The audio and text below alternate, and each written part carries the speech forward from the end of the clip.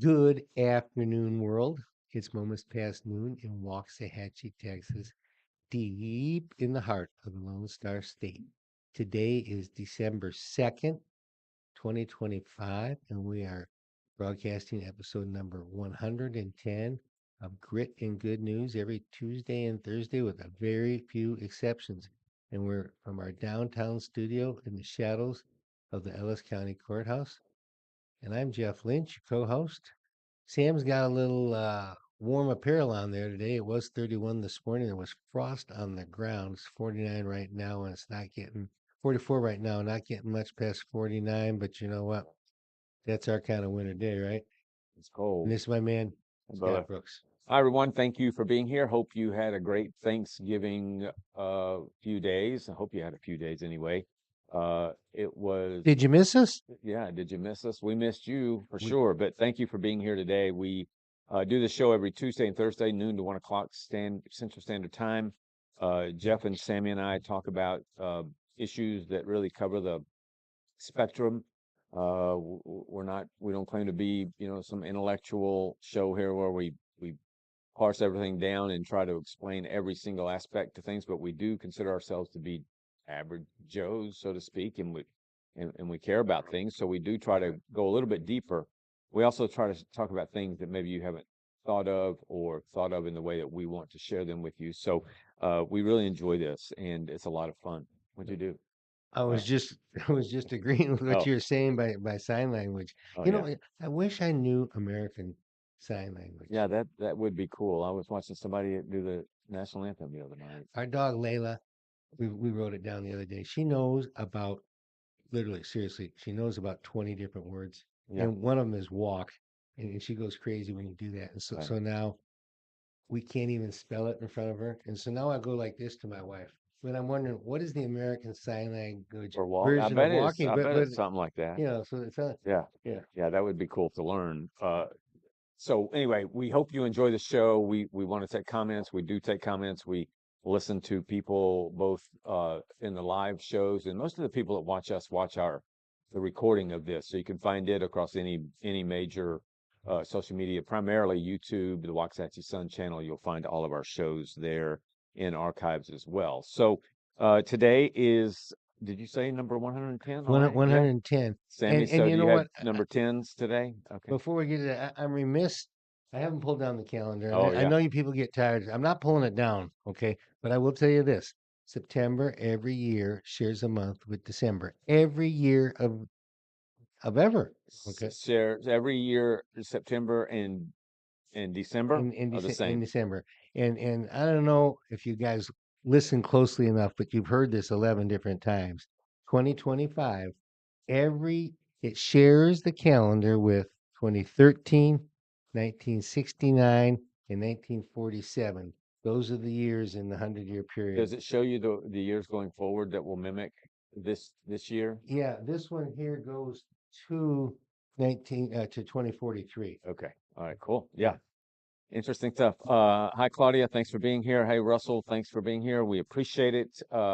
So as we normally do, we take the episode number of our shows, which 110 is hard to imagine. We've already done that It's many impressive. shows, and since there aren't 110 football jersey numbers with the 110 on it. Hockey, We baseball, use the basketball. 10. Yeah. So Sammy goes out and finds across all the four major sports what are the famous number 10s and tells us who they are. But what sport are you starting with? Starting with NFL. Well, we know Eli. Yeah, that's my first one. Eli By the is way, I Eli. saw coming. Eli and Peyton just a little bit last night. I don't know how anybody watches that. Oh, ESPN on 2. Monday night football. I can't watch a game where there's constant chatter. I Just shut up I tell you, already. the only time I watched it was whenever the Cowboys beat the Buccaneers in that playoff game when our kicker missed like 5 field goals in a Yeah. row, and that was funny because Peyton was Dogging him. yeah, The he other was thing milking. is that those two guys are on commercials Yeah, everywhere, and there's a point at which it's oversaturated. yeah, All right, so we got Eli. Who yeah. else is So we got numbered? Eli, we got Tyreek Fran, Hill.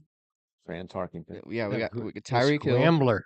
Yeah, Mm. DeAndre Hopkins. We got yeah. Fran Tarkenton, Deshaun Jackson, Trent Green, Cooper Cup, and RG3. Is Cooper Cup still number 10 with the Seahawks? I don't know, but All it right, still so counts. those are our number 10s in football. What is the next sport? NBA.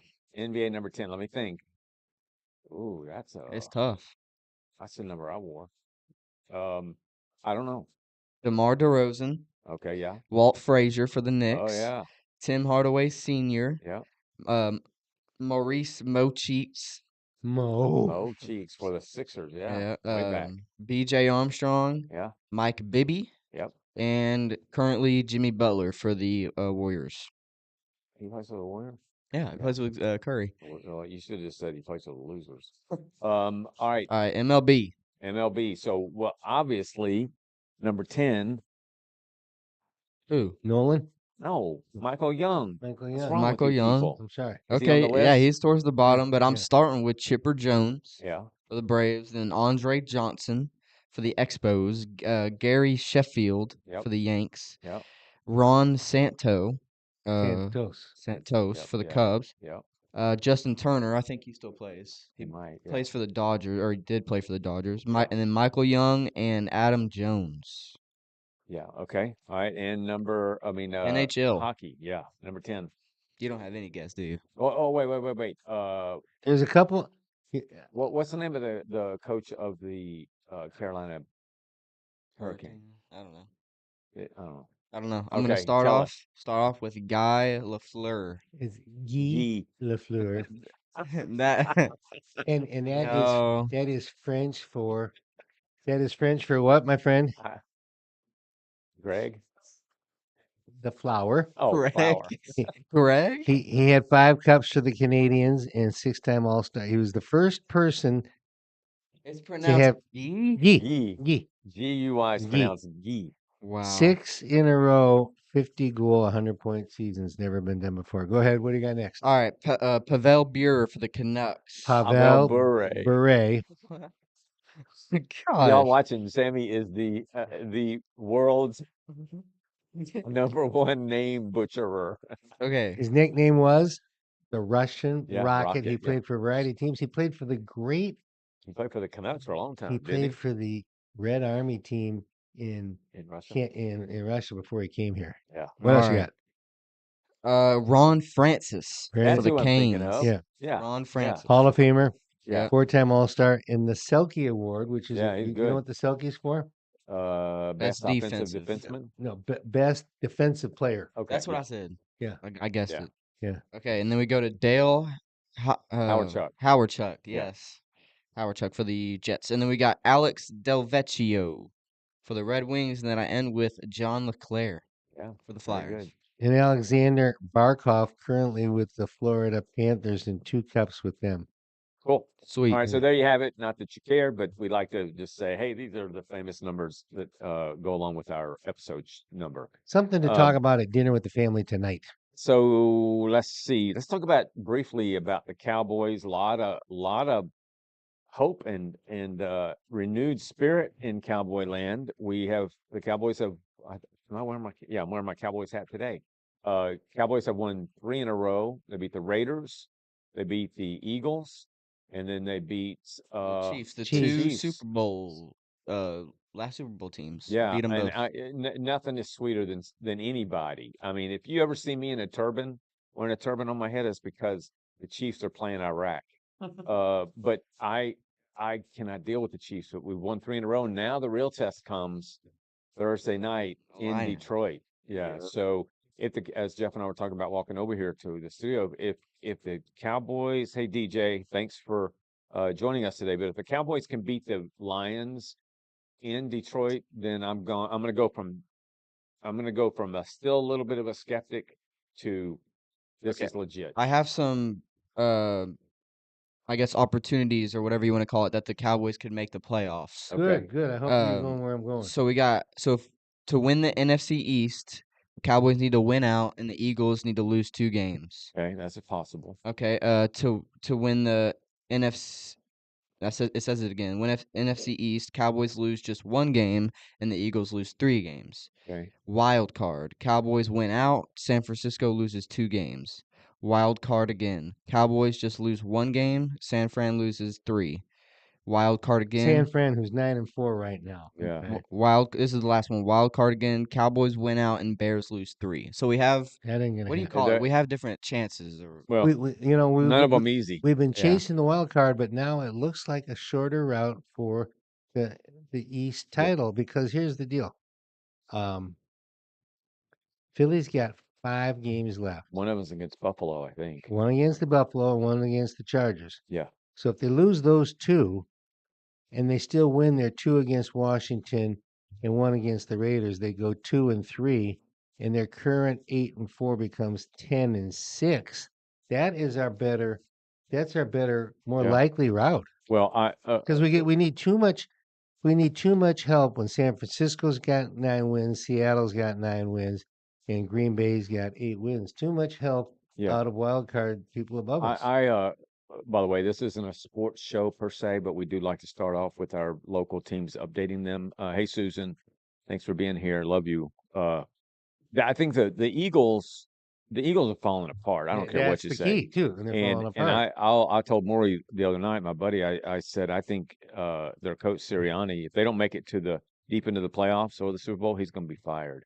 But anyway, so the Cowboys have a chance. They're just playing great football, despite the naysayers in this studio room about Dak Prescott.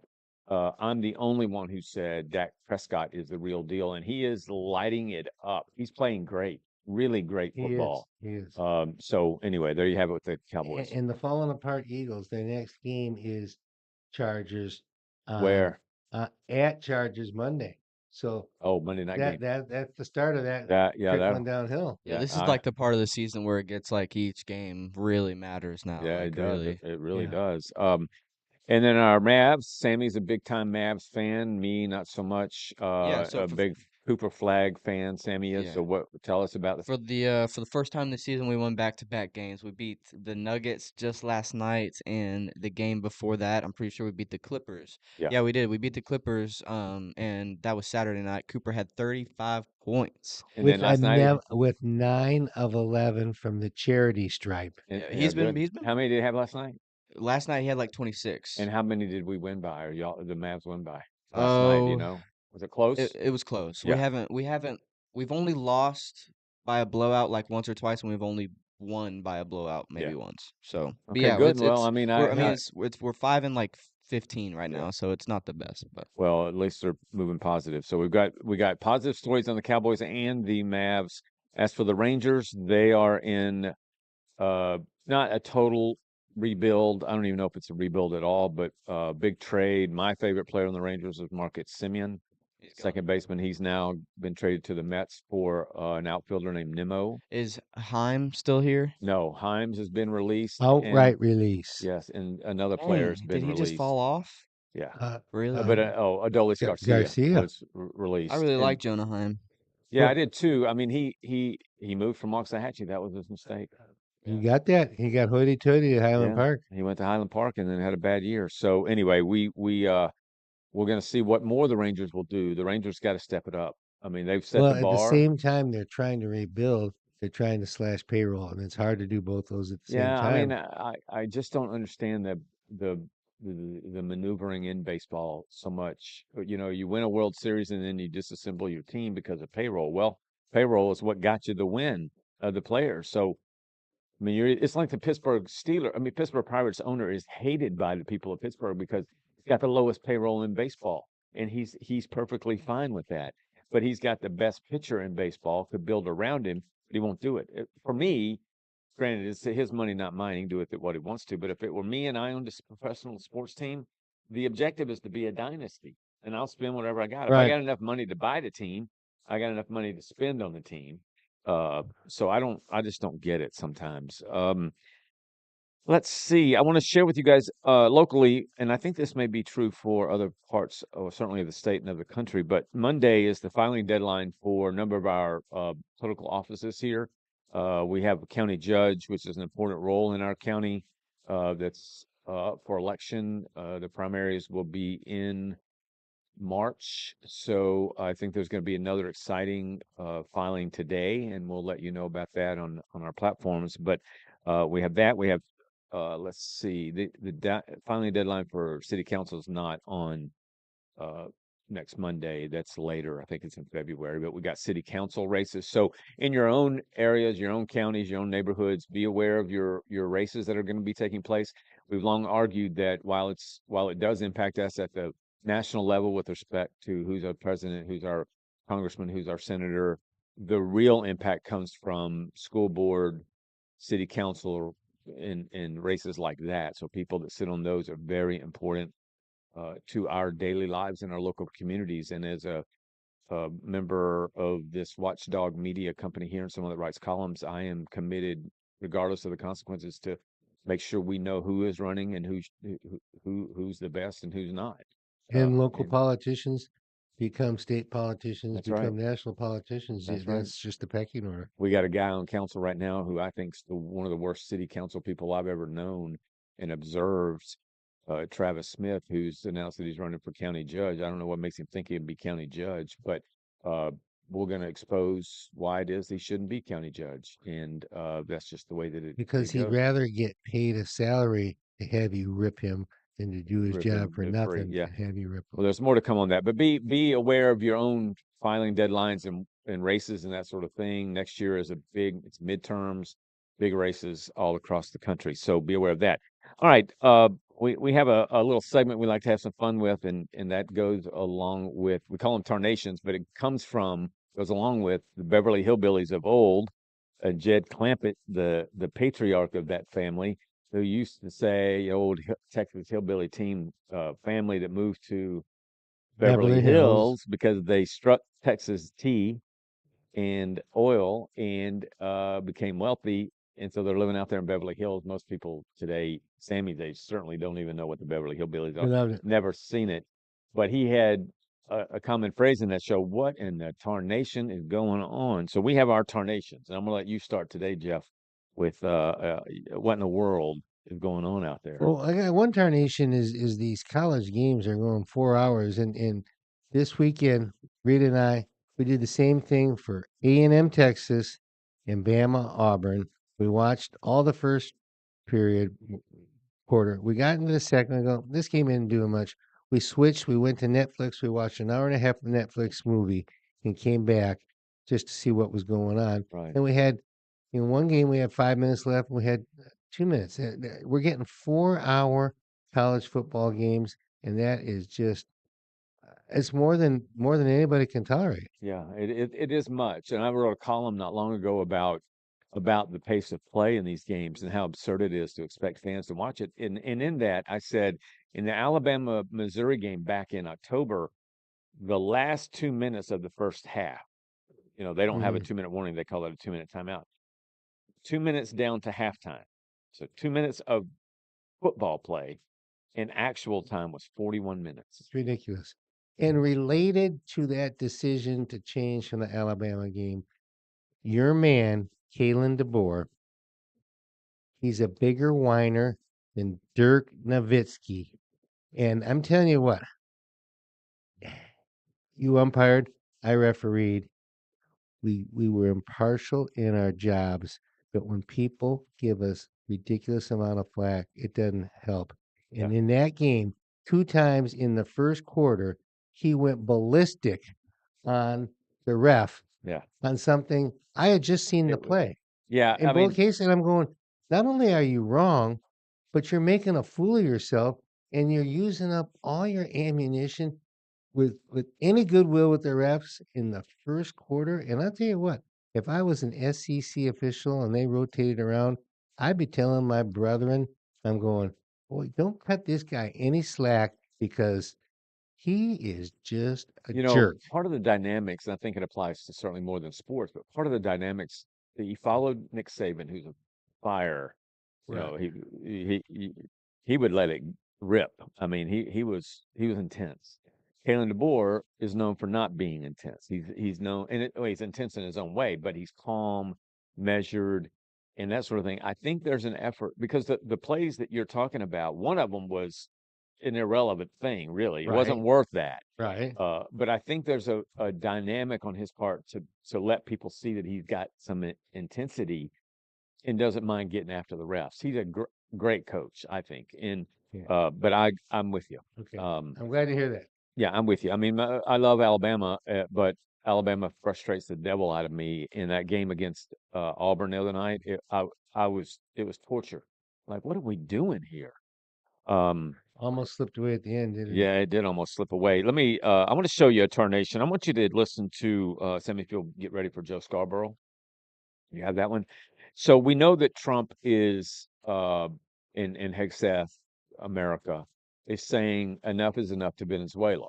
And Venezuela has been getting away with literally murder for a long, long time. And not only that, they've sent every thug they could find to America during the Biden years so that we would house these idiots. And so I'm not supposed to say idiot, but anyway, that's a nice word for these people. That's okay. But so so Trump has said no more. We're not playing this game anymore. Matter of fact, I read yesterday 13 or 15 military ships. That's not what they're called, but ships over there, a carrier and other ships, submarines. Battleships. Yeah, battleships. There you go. And submarines over there on the waters of Venezuela, off of Venezuela, to say to Maduro, their dictator thug, uh, your time's up. And so they had a call last night, and I think in the next few days, by our next show, we may know what's going to happen to Maduro.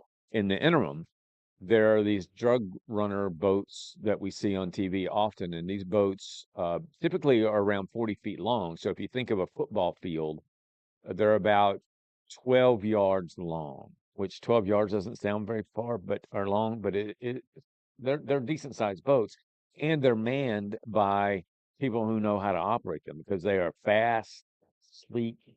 They've got millions of pounds of If you go out narcotics to on them. Lake Louisville or Cedar Creek and you see something 40 feet, you You go, go, that's that's nice. huge. Yeah. That's So huge. these boats are loaded with fentanyl, with cocaine, heroin, all that stuff.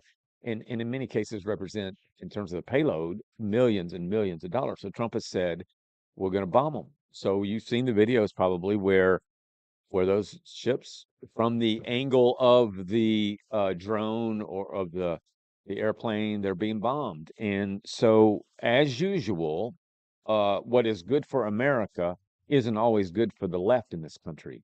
And I say that just from a factual standpoint. I mean, the left had no problem with Biden letting in millions of people we didn't know nothing about. We talk about vetting. There was no vetting at all of these people who come to this country illegally, and they're still here. Many of them. Trump is trying to get them all out, and certainly not letting any more in. But we're talking about a party who has been willing to accommodate illegal immigration for a long, long time. So now all of a sudden, Trump is saying to Venezuela, no, no more. Not only are you not going to be sending any of your thugs over here, we're going to take care of your dictator president in whatever way they have to, and we're going to stop this drug running, which is killing tens of thousands of Americans. So the left is up in arms. The left is saying, well, you got to tell us more about these poor people on these gunboats.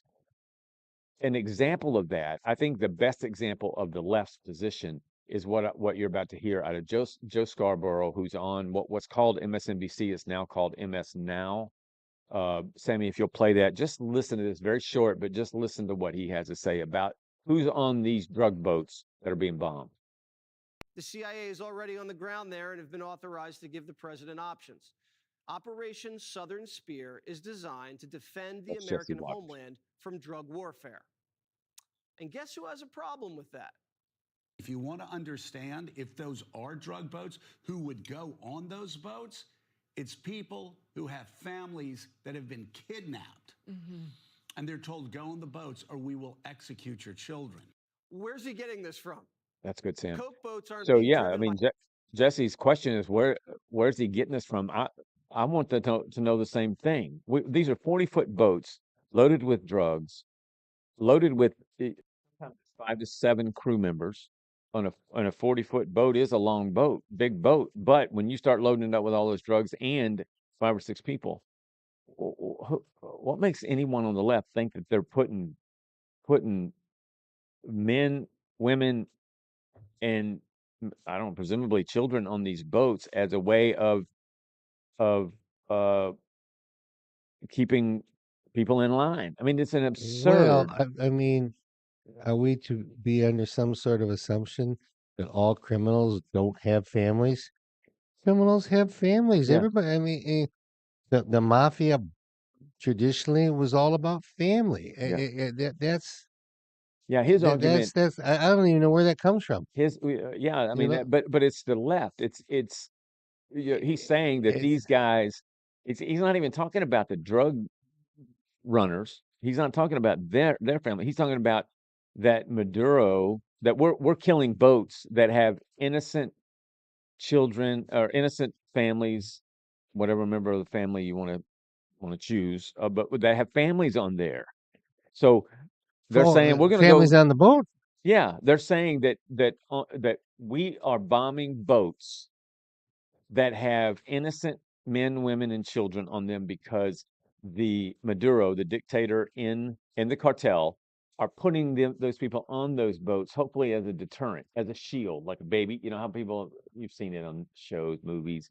I got this baby and I'm going to protect myself from it. You know, My head can't wrap it's around it. it's absurd. You add that to the seditious six, as they're now being called, and that is six members of the Senate and Congress, House of Representatives on the left, all former military people who made a video that's being circulated, and it's going to continue to be circulated for a long time, saying it defy illegal orders. When they're asked what are the illegal orders you're referring to, they don't have any answer.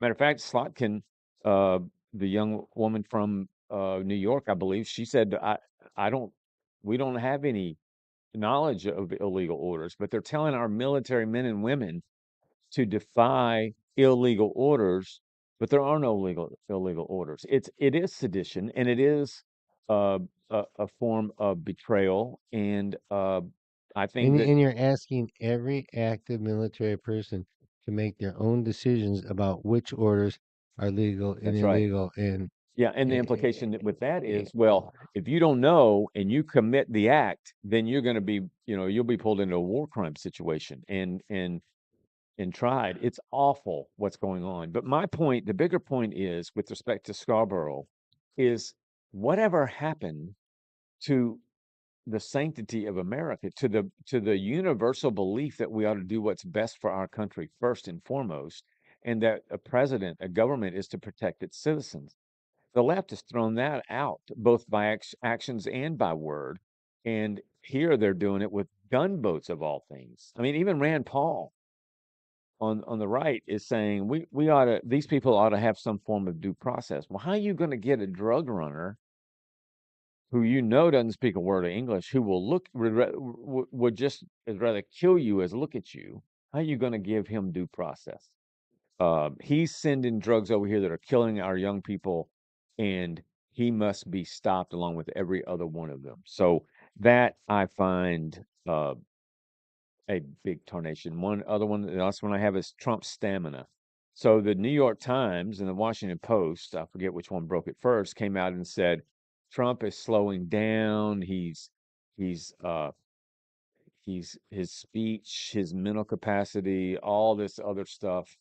He's starting to show signs of decline. Now, keep in mind, we know that neither one of these rags, if you will, ever reported about Biden having dementia or Alzheimer's or whatever. But right. now they're manufacturing a story about Trump and him being in decline. Trump just released yesterday the reports on the MRIs that he recently went under, and they read Carolyn Levitt, Levitt, I think is how you pronounce it. The spokesperson reads it, just reads it. This is what it says. So for those of us watching, if you're on the left, I say just try to get through that. It's an attempt by the media, national media in this country, to tear down a presidency, and it has been for 10 years now. It will continue to be for another 3 years, maybe longer than that. But uh, it that's bad in and of itself. It's made worse because these same media people ignored everything about Joe Biden for 4 years.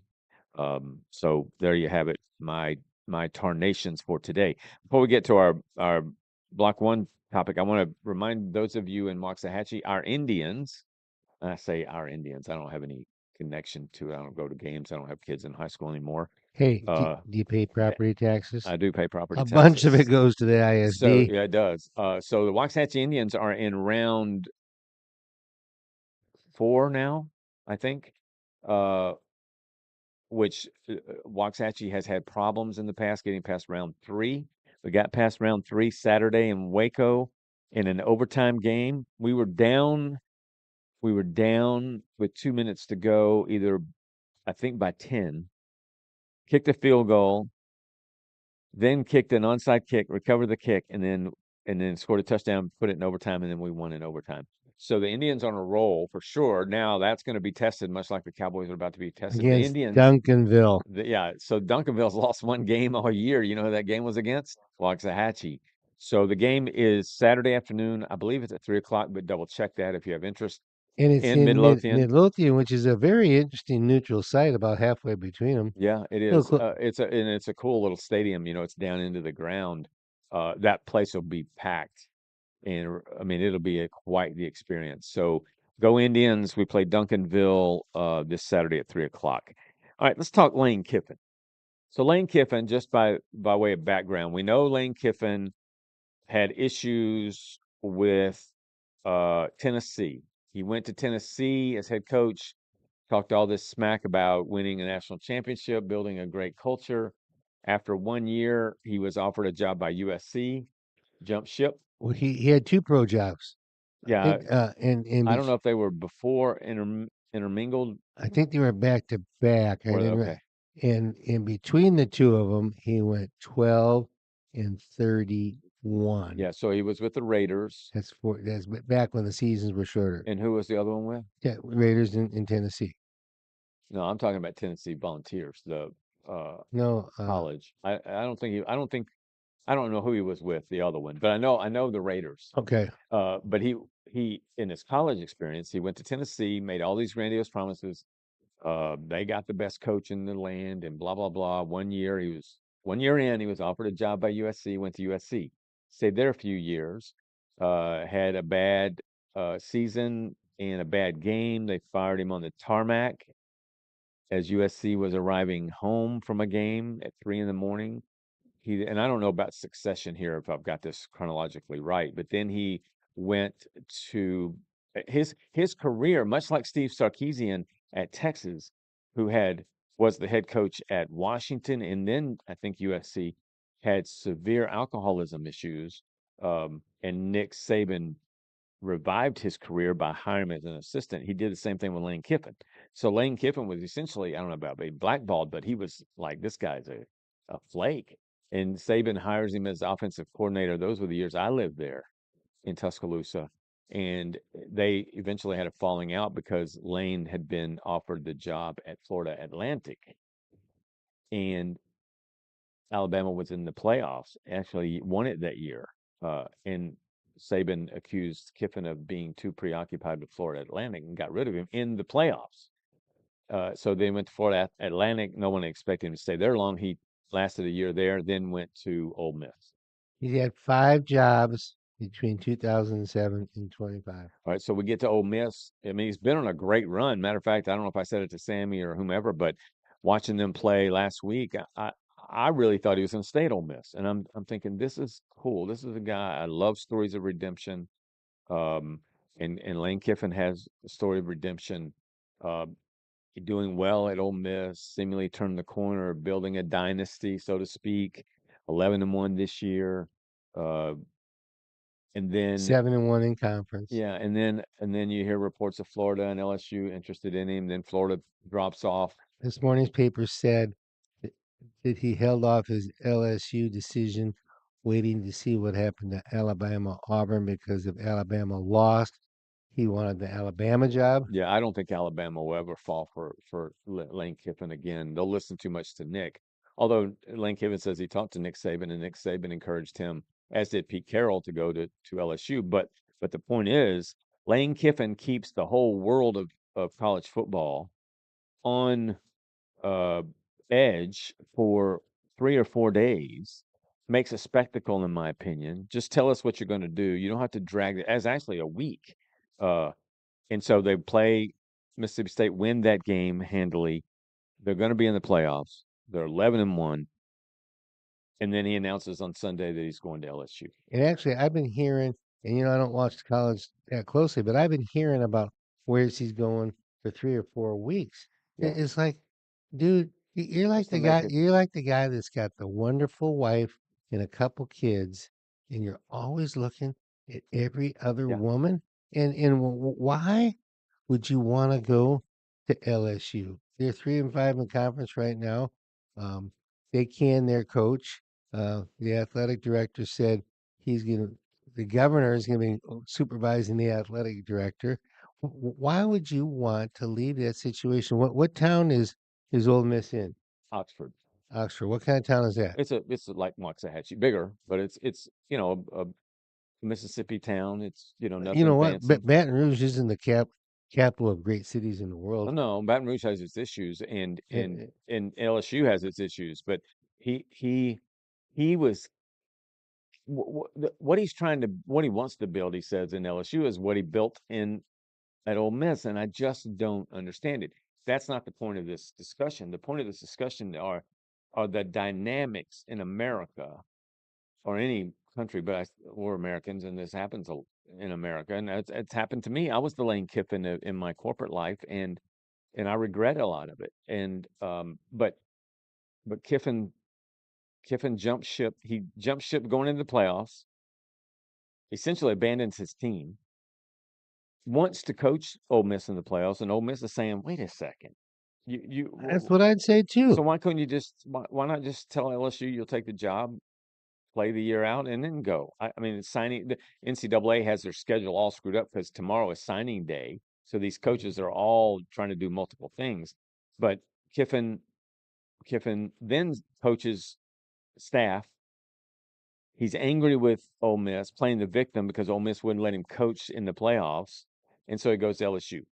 That's the majority of the story. Other than I want to tell you this, which I find to be a tarnation of all tarnations, and that is Lane Kiffin at Ole Miss, like most coaches in those big conferences, have bonus structures. The bonus structures have to do with getting into the playoffs. So you get into the playoffs, you make bonus. Get to next round, you make bonus, so on and so forth. So Lane Kiffin at Ole Miss had that, just like Brian Kelly when he was at LSU had that, just like Nick Saban. All of them have it. So not only does LSU pay Lane Kiffin $13 million a year, LSU says to Lane Kiffin, "All right, your team, Ole Miss, your former team, is now in the playoffs. We're going to pay you a bonus structure based on a bonus structure for how well Ole Miss does." So Ole Miss and Ole Miss, by the way, has announced they've got a new coach, Pete Golding, who was the defensive coordinator at Alabama. He was a defensive coordinator at Ole Miss. He's now the head coach, and he's gonna do a good job. The players seem to love him from all reports. Um, but LSU, on top of it all, says we're going to pay you based on how well a team that you no longer have anything to do with does in the playoffs, and that structure is if Ole Miss wins the first round, which I don't know who they're going to play. We'll know in the next few days, but you make 150 grand bonus. If they make it to the second round, which is quarterfinals, you'll make an additional, this is aggregate compounded, you'll make an additional 250 grand. If you make it to the semifinals of the college playoffs, if Ole Miss does, you'll make an additional $500,000. If Ole Miss makes it to the championship game, Lane Kiffin will be paid by LSU another 750 grand. And if Ole Miss wins the national championship, Lane Kiffin will be paid by LSU, will be paid $1 million for Ole Miss winning the national championship. Now tell me the NCAA and its entire structure is not screwed up. It is screwed up. Now, if you're a coach, if you're Lane Kiffin, knock yourself out. That's what you negotiate. I've often said if somebody's stupid enough to pay you a certain amount you think people think's too high, then you ought to be smart enough to take it. In this case, if LSU's stupid enough to pay you all this money, including a bonus for a team's performance that you no longer have anything to do with, and that there's animosity with, if LSU's that stupid enough, then Lane Kiffin's smart enough to take it. It's so the dynamic here is what is off the rails? Is it greed? Is it American greed? Is it unique to America? Is it unique to football coaches at the NCAA level? What is going on? I mean, And why would you want somebody who's treated their current employer that way? Why would you want somebody? If you were a man or a woman in a marriage and you decided you wanted to see what else is out there, why would you leave your spouse for somebody who keeps jumping ship on everybody and treats their current place Mhm. terribly? Why would you want somebody like Yeah, that? that's part of what I'm trying to get at here. So you got LSU who says, well, we just made a really bad hire and are going to be paying him a 54 on top of Lane Kiffin. They're paying Brian Kelly $54 million, which is paid in increments. So uh, I can see where LSU would look in the mirror and said, man, did we ever screw up with Brian Kelly? Because it was a disaster. And now we got to hit the home run. No matter what it costs us, we got to hit a home run.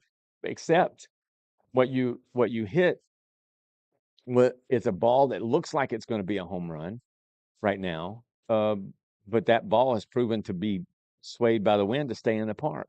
And that's what's happening with LSU and Lane Kiffin. I just don't understand. Was there any other options he was considering, or was it just LSU? Well, originally it was LSU in Florida. And, that's a good question or a good point. Florida basically said in the past 10 days, said, we're this is bad. We're not going to get ourselves, because Florida's had a run of two recent bad hires, and they just hired the coach from, oh man, they just hired one of these young bucks. Oh, from Tulane. Oh, Tulane, yeah. So Florida said, it's like the woman said, no, I know what your background is, dude. I'm not interested. You may be handsome, you may have all the money in the world, you may talk a good game and all this sort of thing, but you're bad news. I don't want anything to do with you. Florida said, I don't want anything to do with Lane Kiffin. Wow. Yeah, So there you have it. I expected him to stay. Yeah, I think most people did too, but it's disappointing in a way. It just represents Whatever. it's incredible. You lead your life, I'll lead mine. I want to share before we get to our what time is it? 4 or 12:42. Two more things we want to talk about before we get to our usual fun stuff of how we end the show every session, every show. Response to Charlie Kirk. There's a story out about a guy at Oxford University in England who was pretty aggressive with Charlie Kirk after Charlie Kirk was assassinated. And let's just say this: Charlie Kirk, no one should ever be forgotten, and Charlie Kirk's certainly not going to be forgotten.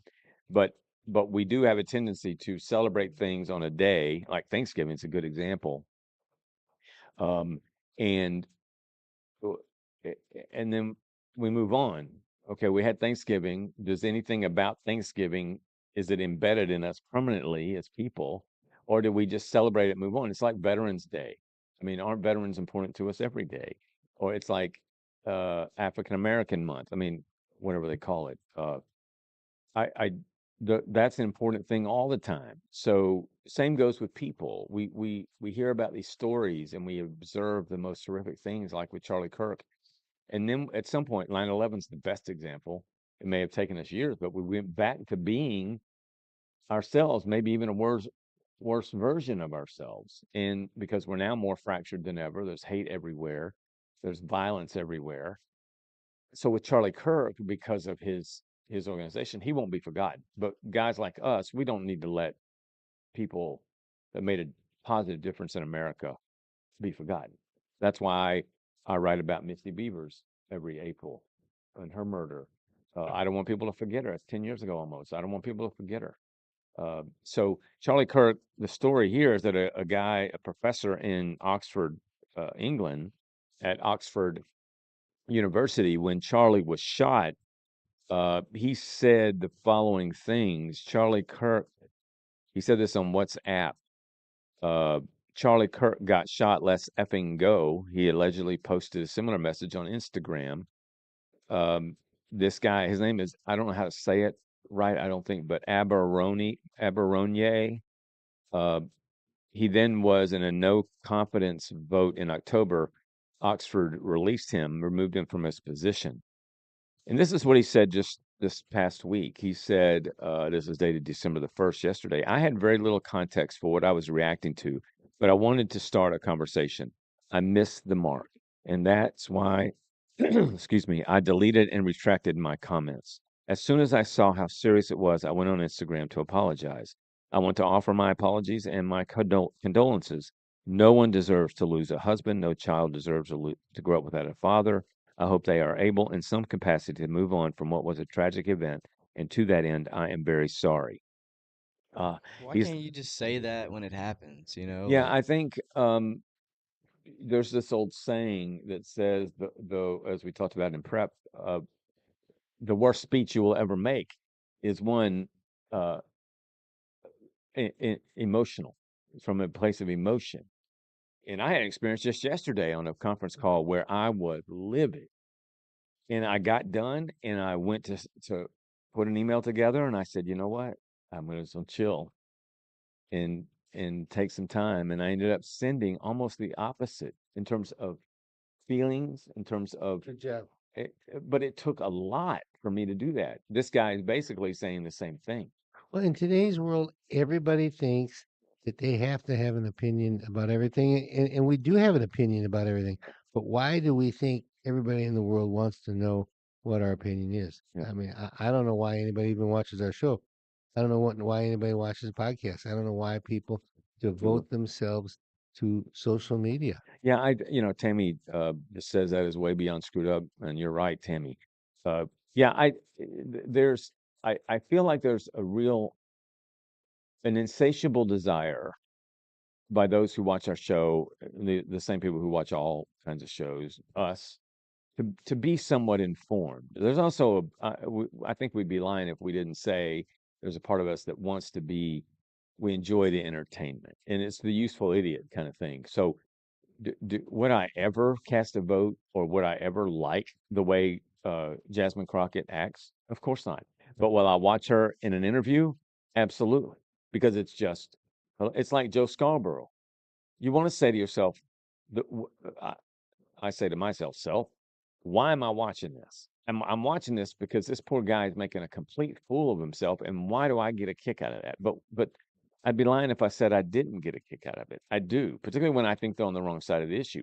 I think we all have a little bit of that in us. So people now, with the advent of podcasts everywhere and social media and TikTok, we all, I think, uh, those who've been exposed to it and see that they can watch those things and get a sense of that morbid kind of entertainment, do it. You know what I mean? Yeah. And so that's what we have. This Oxford professor, I think the point of sharing it with you is that I think more and more people in America, those who disagreed with Charlie or took not literal, although one did, but figurative shots at him, and said nasty things like this guy said, probably somewhere in the depths of their heart are saying, I shouldn't have done that. And this guy's the one of the few who came out and said, I shouldn't have done that. And I think that shows some, again, it's about redemption, and shows some measure of character. When we get to people like Jasmine Crockett and the others, they just double down on this stuff. Like Jasmine Crockett, we discussed it in our last show where she said Jeffrey Epstein was on Lee Zeldin, the EPA secretaries. He and Epstein were close, and but she didn't bother to double check that and know that it was the wrong Epstein. Well, she then goes on left wing media, and they give her a chance. I think even the left wing media, some of them are saying, "Wait a minute, we're botching all this stuff." And so with this one, they got her on and said, "Is there anything? Do you want to apologize for that? Do you want to recognize that you made an error?" And she doubled down on it. She doubled down on what, and in doing so, she was blaming the forces or the situation that caused her to report on inaccurate information. yeah, that's crazy. So Her people let her we down. need, her people let her down. We need not forget Charlie Kirk. Even if you disagree with him, we need not forget it. There were very few things I agreed with as I've gotten older on what John Kennedy stood for, but I'll never forget him, and in some ways admire how he led his party. All right, I think we are not going to be able to do a third subject. So we'll save that for Random Thursday. thoughts, poems, and Yep. So let's hear you got a poem this week. you want some random thoughts first? Oh yeah, let me hear your 5 random thoughts. I heard Ben Johnson, coach of the Bears, praising his team after a game and saying, "Good, better, best. Never let it rest. Till your good gets better and your better gets best." Nice. I liked it. Mhm. Teamwork makes dream work. Yep. Ask me no questions and I'll tell you no lies. I've always heard that and I went and looked it up. That came from a play in 1773. Hmm. And Yeah. I heard somebody using the word disgruntled the other day. And I got thinking to myself, disgruntled. You never hear anybody being talked about as gruntled. Yeah, you don't. It's one of those Yeah, words. you're either It's disgruntled or you're not gruntled. which made me think of disingenuous. Yeah. But you never hear of anybody Genuous. who is ingenuous. Ingenuous. Yeah. And then I just started thinking, how many more times can I go with this? I thought about distress. Well, you never really hear about tress. Tress is a woman's lock of hair. Yeah. And then I thought about, well, distance. And then I thought, well, I looked it up. There is no word tense. Yeah. So That's funny. it's just weird things that happen with our language. That is funny. All right, what you got for a poem this week? Oh, my goodness. This poem appeared in the Waxahachie Sun in November of 23. I thought about this when I was walking into a big box retailer and I was walking a few steps behind a guy who immediately, you know how you got all your rows, but then you got a piece of road between the rows in the stores. Yeah, yeah. Okay, so you got to cross over that road. And all of a sudden, this guy has to go to an immediate stop because a guy just came flying in front of him. And he looked and he said, "Did you see that?" I said, "Yeah." I said, we're all about we and not about me. As a matter of fact, I wrote a poem about that. Yeah. So I decided to read that poem, and it's short, which you'll like. Okay. But there's beauty in brevity. I've had a There bigger is. introduction than a poem. Here we go. We. Going from me to we shouldn't be that tough. Just turn the M upside down and drop your selfish frown. Put the M away. Try it for a day. Then try another day. Yep, you're on your way. Now please know that this poet tries not to show he's Mr. All Knows It. But I do know for sure our world needs some cure. Let's change our past in a way that will last. Live that old golden rule. You won't be thought a fool. Nobody will then feel swell, and you will as well. Very good. Yeah. It's a good one. We to The me. dynamics in our country, we talk about it here. We're going to continue to talk about it, and it's so important. Those of us who, even in our own, I can look in the mirror and say, I got to do better. And just like in that email yesterday, I finally ended up saying, I got to do better, and I'm committed to doing better. And thankfully, I have guys like Jeff and certainly my son and my other friends that'll say, hey, we'll help you do better and call you out on certain things. All right. And remember this, Santa is watching for who's naughty and nice, and that doesn't mean, it means steal, cheat, and murder, and all the big things. But it's kind of it comes down to the day-to-day things about how you're treating others versus yourself. Yeah, I mean, it's a tough balance for me and for those of us at the Sun, because when we expose a politician by example, people will say, well, you're being just nasty and that sort of thing. So I could just step back, and believe me, life would be easier if I didn't do that. On the other hand, what's the worst harm there? Is it taking on people in a way that others might say is not nice? Right. Or is it letting them get by with it? I argue that it's letting them get by with it. Now, because I can control how I respond to them and expose them and can do better. But I can, if I ignore it, I ignore it, and that's as bad or worse, in my opinion. It's All right. complicity. Yeah, it is complicity. All right. Today in in history, Let's hear it. December 2nd, I went 6-2 thanks to a couple of nice bonuses. All right. Here we go. Napoleon crowned himself. Talking about we and me. Yeah. Yeah. Crowned himself Emperor of France in a coronation ceremony at Notre Dame de Paris Cathedral. 1902.